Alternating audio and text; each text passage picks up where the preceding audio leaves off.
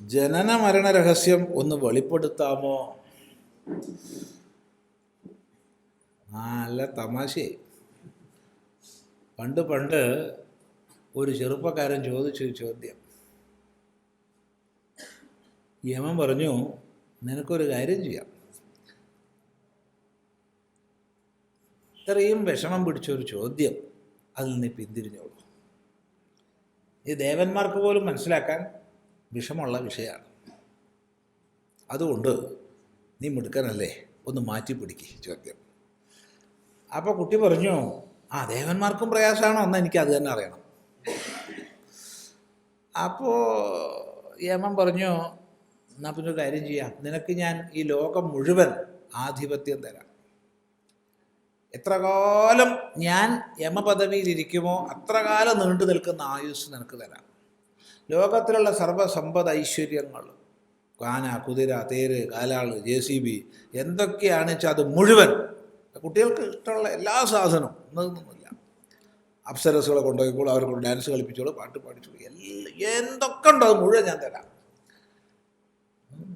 എല്ലാ സമ്പദ ഐശ്വര്യങ്ങളുടെയും യജമാനാക്കി നിന്നെ തീർക്കാം. ദയവ് ചെയ്ത് നീ ഈ ചോദ്യം ചോദിക്കരുത്. അപ്പോൾ കുട്ടി പറഞ്ഞു, ഇതൊക്കെ ഇപ്പോൾ അങ്ങേ കണ്ട എനിക്കിതൊക്കെ അങ്ങയുടെ വരല്ലാണ്ട് തന്നെ കിട്ടുമല്ലോ, അതൊന്നും പ്രശ്നമല്ല, അതുകൊണ്ട് എനിക്ക് അത് തന്നെ മതിയെന്ന്. അപ്പോൾ പിന്നെ മൂപ്പര് ഗുരുനാഥൻ വീണ്ടും ഒന്ന് മാറ്റി പിടിച്ചു. ഗുരുനാഥൻ പറഞ്ഞു, എന്തൊരു ഭാഗ്യശാലിയാണ് ഞാൻ, നിന്നെപ്പോലൊരു ശിഷ്യൻ എനിക്ക് കിട്ടിയില്ലേ, നീ എന്തൊരു മിടുക്കനാണ്ട. അപ്പം മുഖത്തേക്ക് ഇങ്ങനെ നോക്കുന്നുണ്ടാവും, എവിടെയെങ്കിലും ഒരു അഹങ്കാരത്തിൻ്റെ ലാഞ്ചനയുണ്ടോ, ഉണ്ടെങ്കിൽ പോടാന്ന് പറയാം.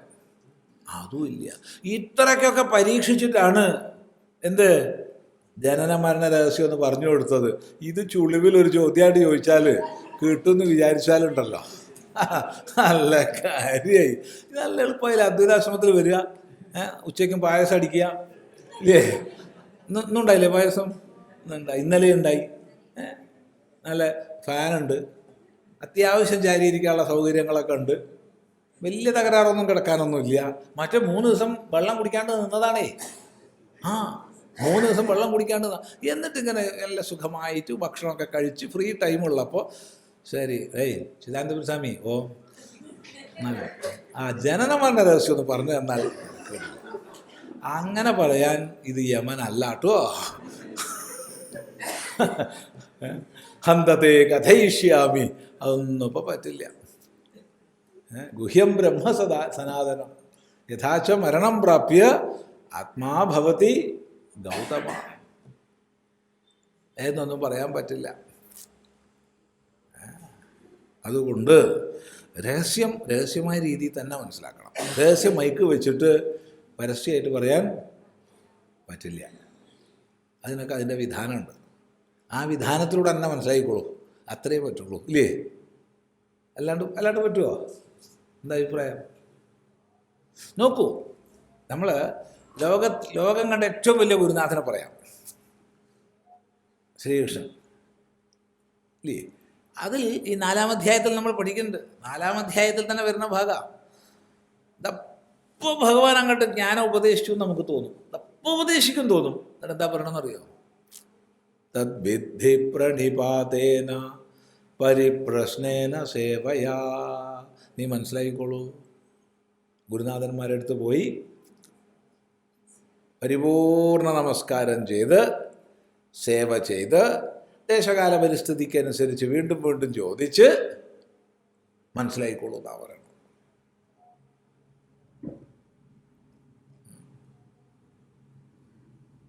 നമ്മളെ വളരെ അടുപ്പമുള്ള ഒരാളുണ്ടായിരുന്നു, അദ്ദേഹം ഇല്ല, മരിച്ചു. പരിചയപ്പെടുമ്പോൾ തന്നെ അദ്ദേഹത്തിന് വളരെ പ്രായമുണ്ട്. പിന്നെ ദീർഘകാലം നമ്മളെ ക്ലാസ്സിന് സ്ഥിരമായിട്ട് വരുമായിരുന്നു, പിന്നെ മരിച്ചുപോയി. അപ്പോൾ അദ്ദേഹം ഒരു വളരെ വർഷങ്ങൾക്ക് മുമ്പ്, അന്ന് സത്യസായിബാബ അത്ര അങ്ങോട്ട് പ്രസിദ്ധിയായി വരുന്നേ ഉള്ളൂ, ആരംഭകാലമാണ്. അതിൽ നിന്നൊക്കെ മനസ്സിലാക്കി ഇങ്ങനൊരു മഹാൻ ആന്ധ്രാപ്രദേശിലുണ്ട് എന്ന് മനസ്സിലാക്കിയിട്ട് അവിടെ പോയതാണ്. അവിടെ ആകെ ഒരു ഒരു 50 ചോടെ ആൾക്കാരുണ്ട്. ഒന്നാലോചിച്ച് നോക്കാം, അപ്പോൾ എത്ര മുമ്പാന്ന്? ഒരു 50 ചോടെ ആൾക്കാരേ ഉള്ളൂ. അപ്പോൾ അദ്ദേഹം ചെന്നു, നമസ്കരിച്ചു. വളരെ ചെറുപ്പമാണ് ബാബ. അപ്പോൾ എന്താ വേണ്ടത്? അപ്പോൾ എനിക്ക് ആത്മജ്ഞാനം വേണം. അപ്പം എടുത്ത് പൊക്കിയിത്രേ, കെട്ടിപ്പിടിച്ചിട്ട്. ബാബേനേക്കാൾ വലിയ ആളാണ് ഇദ്ദേഹം, പക്ഷെ ഇദ്ദേഹത്തെയാണ് പിടിച്ച് പൊന്തിച്ചു. ബാബ ചെറിയ ആളാണല്ലോ ശരീരം. പിടിച്ച് പൊന്തിച്ചിട്ട് പറഞ്ഞു, ഇവിടെ വരുന്നവർക്കൊക്കെ കേസ് ജയിക്കണം, പൊന്ന് വേണം. ആത്മജ്ഞാനം നീ ആദ്യമായിട്ട് ഒരാൾ ചോദിച്ചതാണ്, പക്ഷേ അതങ്ങനെ തരേണ്ട വസ്തു അല്ല.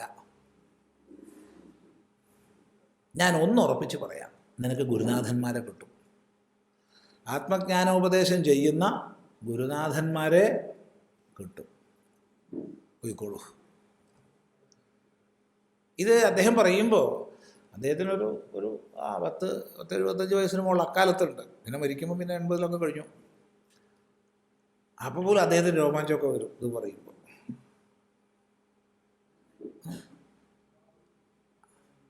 ഇത് ചുളിവിൽ രഹസ്യം പറയാനേ നടപ്പില്ല കേട്ടാ, നടപ്പില്ലാത്ത വിഷയമാണ്. ശരി, ഇത് 5 അനങ്ങാൻ പറ്റില്ല. ഇത് 5 കഴിഞ്ഞിട്ടാണ്. ശരി.